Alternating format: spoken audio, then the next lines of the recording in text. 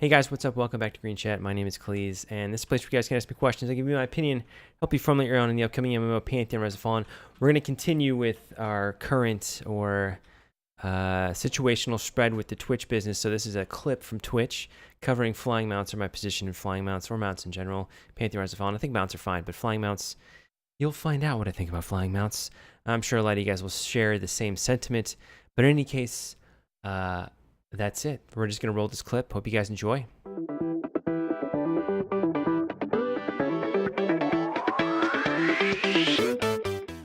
Let's do a welcome back to the stream, ladies and gentlemen. My name is Cleeze, and this is a rendition or an offshoot of, you know, what once was Green Chat is now Green Chat something. So, howdy goes it, fellow adventurers. Today we're going to talk a little bit about Pantheon Rise of the Fallen, as usual. All right, so I think I was talking about flying mounts, or mounts in general, not just flying, in Pantheon Rise of the Fallen. And that's what we're going to talk about for a little bit. We're just going to chat up some Pantheon flying mount business. I was kind of looking around for like music to play, and I was testing it out. It doesn't sound great. I got to fix that. It doesn't matter, because all this royalty business, who even likes music? You know what I'm saying? So the question really is Gom Gom asks, why would mounts be the worst thing ever? I mentioned this in one of my videos. I think it was Green Chat number 20. I wonder what it was. Hey guys. 27. Look at that. Oh my god. Sorry, that mustache, that little stage where I had a mustache. I'm sad it's gone.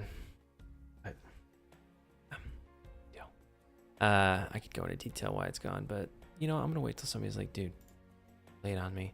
I'm gonna jump over to the frequently asked questions while we're kind of doing this. I'm curious if they do have any mount stuff in here.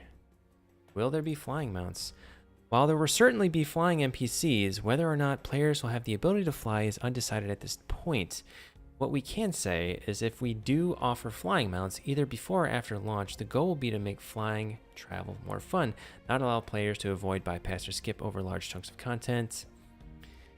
Will there be mounts and other ways to increase a player's travel speed? Yes, there will be a variety of mounts, as well as spells and abilities that can be obtained, which increase travel speed. Players will also be able to acquire items for their characters that allow them to climb vertical surfaces. Man, that'd be so cool if you got a mount like in the Underdark, like those sweet mounted lizards. You even know what I'm talking about, no big deal, but they can like run along the walls and ceilings. So obviously there'll be mounts. It's just right here, boom, mounts. There'll be mounts, but flying mounts, no. And I kind of wanted to go over, well, excuse me, not no. Undecided at this point. So undecided. So I'm going to talk about why I think flying mounts, let me get this thing stuck open, is the worst. Why are flying mounts the worst thing ever in the universe or an MMO in general? They're not, in general, flying mounts are pretty amazing. Like, come on. Who does not like a flying mount? It's the stupidest thing. It's the stupidest, like, question ever. It's like, do you like to be awesome? Yeah. I like to fly around. Of course I do. Why would I not? Sorry, I was more prepared for this, and my AFK has made me discombobulated. So, flying mounts. Get a little sip here of water. I was just singing for a minute. I was singing a tune. I sing tunes. My little dude, he likes when I sing to him. So, flying mounts. So, let's start with the basics, okay? Here's the basics. This is just like the principal stuff that I thought of. That one thing I wanted to do with this anyways, I kind of jumped around and read some stuff, but I didn't want to read too much just to reiterate somebody else's point. I wanted to focus independently into myself to see how I truly felt about flying mounts. And I think that's important when you're having a discussion like this about flying mounts. Really try to get to the core of how I feel about it and not just regurgitate something that somebody else has thought about for many days and years and has solidified their position on it, because I feel like I have a pretty solid position. My position is I don't like flying mounts at all in any shape or form in MMOs, with exception to, if I had to pick one exception, It would be Guild Wars 2. I feel like they... Granted, I never got to the point where I can fly in the game. I don't even know if they really have flying mounts, but it seemed like it. Excuse me, because I saw dudes like on gliders. Maybe not gliders, but this weird like, stingray thing. I don't know. But at least mounts in general in that game, the way they were... I didn't play all that much, but I played through Heart of Thorns, and it was pretty sweet. But that's just, yeah, that's just... So there are moments where flying mounts are cool, and they work. But it's happened once for me in my experiences. So flying mounts. Let's look at it from a design perspective. Why flying mounts are a bad idea. So you sit there and you build a 2D world. It's designed for you to explore it in a two-dimensional sense. You can travel, you know, across the plane and then up. Basically, you're stuck to the plane that it is in existence of. So you can't fly. You have to. It's designed with roads and structures and caves, and however it's designed for you to explore it on foot.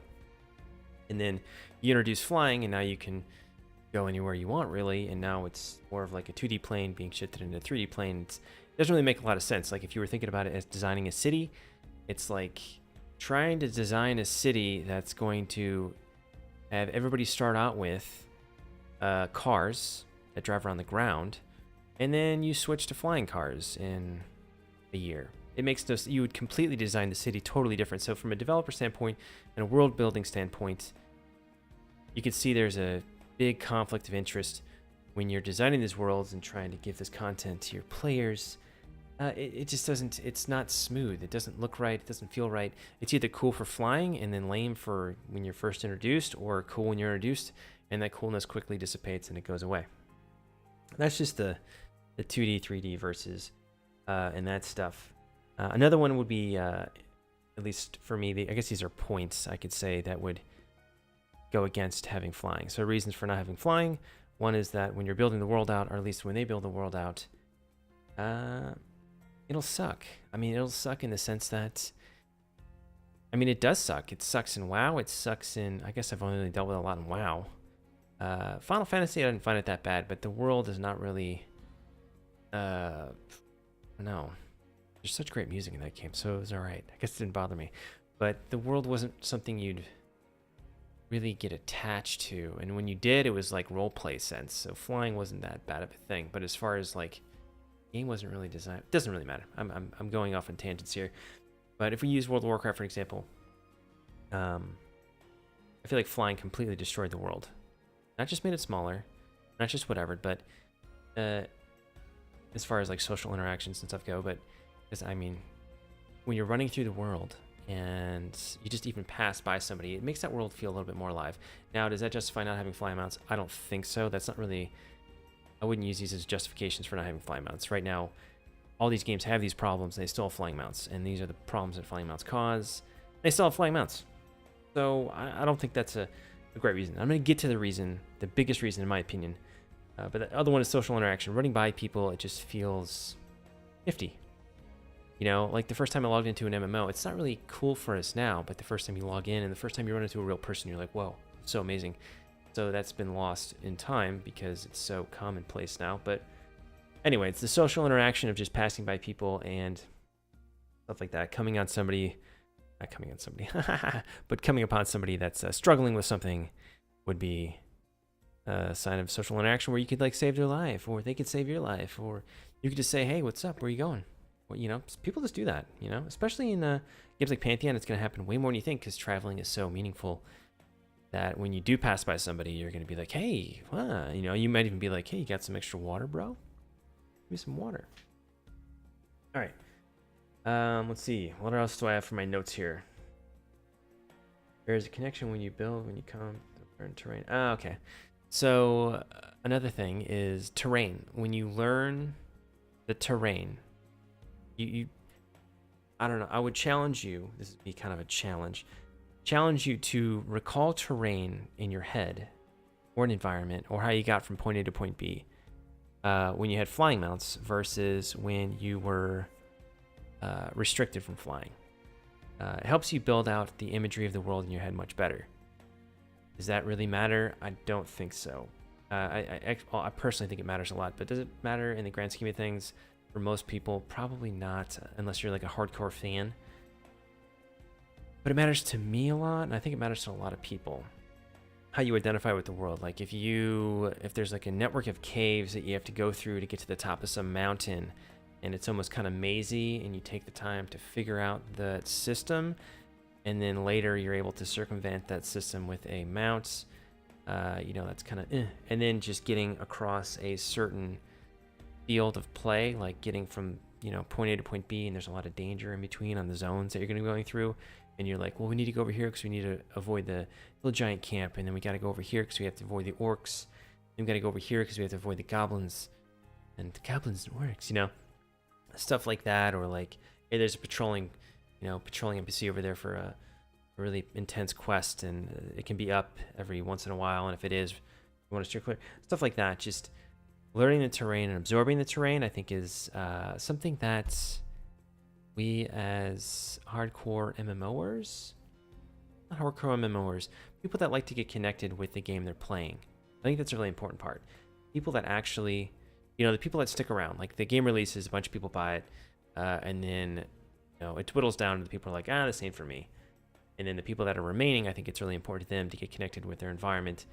And through that connection is understanding. You need to learn your environment, kind of meld with your environment by running through it a lot and getting acquainted very intimately with that environment. All right, I'm gonna move on. I think that's something that makes sense. And now another one that always has bothered me in every MMO, actually, that this comes out in. I can't really speak again for Guild Wars 2 because I never got to the point where I was actually flying. But lore-wise, I really struggle to, not really lore-wise, but in a world of magic and medieval mechanics and dragons and all sorts of stuff, people that can control the weather to a degree, why would they allow? So if flying was predominant on the opposing faction, so if, let's pick humans, some human boys, human dudes, and they're flying around in the sky, why would the bad guys not build up countermeasures to, excuse me, holy cow, this Crocs is killing me. Why would the bad guys not build up countermeasures to stop, man, there's a lot of frequently asked questions, to stop people that fly? Why would they not focus half of their efforts on people that fly? But, instead you can just easily fly into the camp. They would all go into caves. They would do that. They would dig out caves. If people were using mounts to fly to the main bad guy and then kill them and fly out, in a lore sense, there's no bad guys that's that stupid. It's completely just lazy design, in my opinion, that you could jump on a mount. It's cool, but after the first time of doing it, people would be like, hey, they're coming in on flying mounts, killing our main boss. That's it. I mean, lore-wise, it just doesn't really work out. It wouldn't work out because everybody would have anti-mount magic, mechanical devices, everything. No bad guy. The bad guys would focus all of their regiment around themselves instead of actually protecting their area because everybody's going to fly in and just leave light scouts on the outskirts, whatever. Not going to go into great detail there, but lore-wise, it doesn't typically work, in my opinion. Like, it works, but they would quickly adapt, and then flying would be, oh yeah, great, everybody can fly, but if you fly, it's deadly, is what it would turn into. If it was going to match, like, the lore, like the game world should react to the prowess of the players, the NPCs anyways, not the NPCs, the player characters. Player characters all get flying, then all the NPCs would then have something to counteract that because they would work towards that end. Why would they not? It just makes sense. All right, so here's the biggest thing about flying. I wonder how long I've been talking about flying. I have no idea. Now the biggest thing about flying for me is, and this is not so much mounts. I think mounts are kind of okay because, I don't like how they take certain classes' abilities away from them, like maybe druids. But at the same time, that allows them not to use that as a cornerstone for the druid, like the druid's Spirit of the Black Wolf Swiftness, not Spirit, just Black Wolf Swiftness. But basically, flying in general, in my opinion, destroys the soul of a game. And Brad's mentioned this a lot, where the environment is super important, and a lot of MMOs have taken the environment out of their game. I totally agree. And I almost look at the environment as like the seed that plants itself inside the player. I'm kind of shaking my system here, but like the soul of the game, the environment is the seed. It's the first thing you're introduced to, and it's the area that you familiarize yourself with, and it's kind of becomes like a second, it becomes a place that you're comfortable with. I'm going to try to avoid things of like, it's your home, or it's your family, and stuff like that. Not to say that's, I don't agree with that and stuff like that, but I think there's a disconnect with a lot of people when people start going in that direction. And I really feel like, so the soul of a game, if it could have one, giving flying mounts to an MMO would, in essence, remove the soul from that entity in itself. It would just take anything of, essence out of that and ruin it for the player in general. Yeah. And to really, I was thinking about this today, and the way it really came across in my mind was, when I think about, like, back to EQ, you could almost throw me into any point in that entire world, and I would know where I was. I mean, you could put me anywhere, and just looking around, doing a 360 or a 280, however you got to roll it. But if I did that in that world, I would know where I was, and then I'd also connect with that area with like an emotion. In essence, the game would, I would feel what that game is put inside of me. And why do I always make these very close to terrible references? So, but I think you know what I'm saying. So if you put me anywhere in EverQuest, I would know where I was. Now, let's go to like Vanilla WoW. If you put me anywhere in Vanilla WoW, or even Burning Crusade for that matter, even though there was flying in Burning Crusade, if you put me anywhere in that game, same deal. I would know where I was. I would have feelings attached to it. Now, when they introduced flying, granted, every flying was gated, but leveling in WoW is so fast. But I've been trying to think back on all the expansions I've played in World of Warcraft, where there was flying. You could put me in spots, and I'd be like, I mean, I might be able to put together where I was because of the type of environment, but I bet you could dupe me into putting me in spots, and I would not know where I was. I bet. And I played WoW a lot, like holy cow. I mean, I played EQ a lot too, but I played WoW like a lot, and so that just goes to show. I mean, I played EQ less than WoW, and you could probably not trick me with EQ, but you could trick me with WoW. Something I played way more, and I would attribute that to the flying and the world. Really, I don't have a lot of emotional connection to the world with World of Warcraft. I don't really, like, when I log back in, I don't get this nostalgic rush. Not that I needed a nostalgic rush, but when I think back to EverQuest, when I think back to World of Warcraft, I think about a lot about the players and the people I played with, and the times I had with my friends. And when I think back to EverQuest, I think about that too, but I also think about the times where I was just like in South Row, killing some, like, what were they? They were like weird little like homeless dudes at these camps. I forget what they were called. I want to say like dirges or something. Anyways, it doesn't matter. But, I was in South Row killing some dudes, or, in Lower Guck, or trying to find Hallis and get up there to live with the Frost Giants and Lady Vox, do some Lady Vox action. Or go to the Hole, and, I forget the names of these places, but there's not the Burnt Forest. There's near the Uridate town. That's the only problem with EverQuest. I don't know a lot of the naming standards. 'Cause, back in those days, I was like, what, 12, 13 years old, and I was like, is this a East Common lands? Oh, whatever. Doesn't really matter. But that's really my final thing with flying. Flying removes the soul of a game. Rips its heart out, man. I think most people would agree. Hopefully they're able to stand strong. And design will be way better. you can make a world way much better. And they can come up with so many reasons, lore-wise, to at least enforce no flying in Pantheon Rise of Fallen. And I really hope they stick to their guns. I think they will, because flying is something that you cannot unring, especially in a game like this, probably, with how the expansions will work. So, that's flying. That's it. That's my little 2 cents on flying. I don't think I got anything else here, Pantheon-wise. And I just got to keep these short. It's already 9:08. I got to work tomorrow. Man. But yeah, Gom, thanks for bringing up why would mounts be the worst thing ever. Granted, I think Gom was talking about, ground mounts. Doesn't see how ground mounts are functionally different than SAO, though.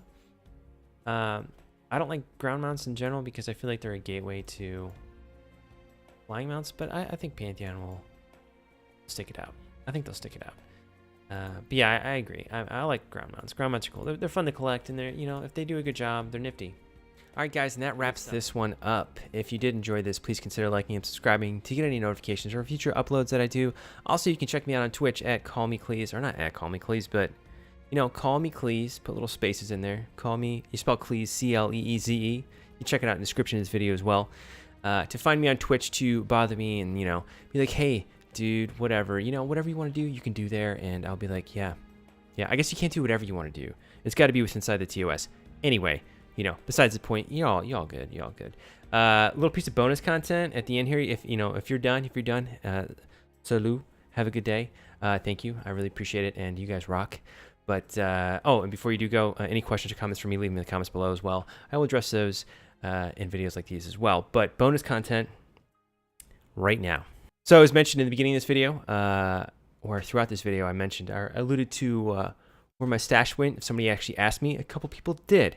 Where'd my stash go? Here's where the stash went. So my profession, I am in the military, and that's super lame-o, right? Huh? Maybe not for some people. But basically, there's regulations that you need to maintain as far as grooming standards go. I usually like to ride the envelope, as you can tell. But the stash within standards looks terrible. Okay. And I tried to, oopsies. I tried to embody what it meant to have a stash. You know, I wanted to go full blow, full blow. Either I wanted to go full cannon, whatever, with the stash, or no stash. And got to the point where I had to go no stash because my bosses were like, dude, because I'm like in a supervised, kind of position. I need to represent, as you know, how that goes. So, or maybe you don't. Basically, you have to represent at some point. Sorry, I'm leaning on my desk right now. But I shaved the stash off because it became such a hassle. And my wife was like, yeah, shave it. And everybody was like, yeah, shave it. And I tried holding out. But I can't wait to retire because I'm going to be like, there's going to be like this like saber coming out the front of my face. Anyways, I'm making this really long. Guys, that's really it. It's not that exciting of a story, but that's it. That's why I shaved it. Okay, guys, I'm going to wrap this up. Thank you for watching, and I'll see you again really soon.